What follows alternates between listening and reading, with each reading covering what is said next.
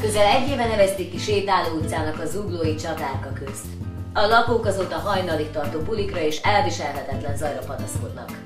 A partizó egyetemisták azonban nem tágítanak. Vendégünk egy lakástulajdonos, Herman Péter. Igen. Ja, jó reggel. Jó reggelt. És egy egyetemista, Szandi Edith. Szandi Endre. Hoppá, bocsánat. Valamit elírhattak a kollégák, elnézést. Jó? Szóval, Herman úr, ugye ön tett feljelentést a zuglói kapitányságon. Milyen eredményt vár ettől? Hát, tulajdonképpen én nem tettem feljelentést.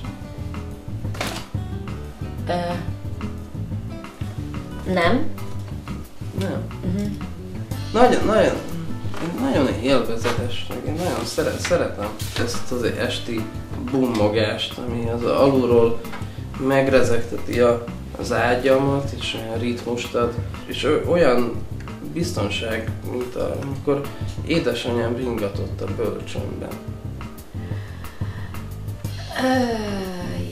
Jó. Értem. Szandi úr mondja, nem sok egy kicsit ez a folyamatos bulizás?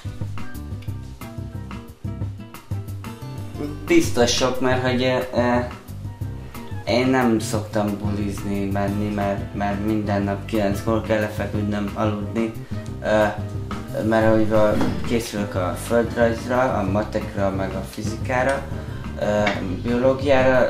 Van, amikor nem szombaton nem fekszek a 9-kor, akkor 8-kor fekszek le, mert akkor többet kell aludnom. Megiszok előtte, mielőtt lefekszek aludni, egy finom meleg bögre kakaót. Kakaó! Na és van esetleg ebben a kakaóban valami parti drog? Nincs. Miért lenne? Szerintem lejárt az időnk.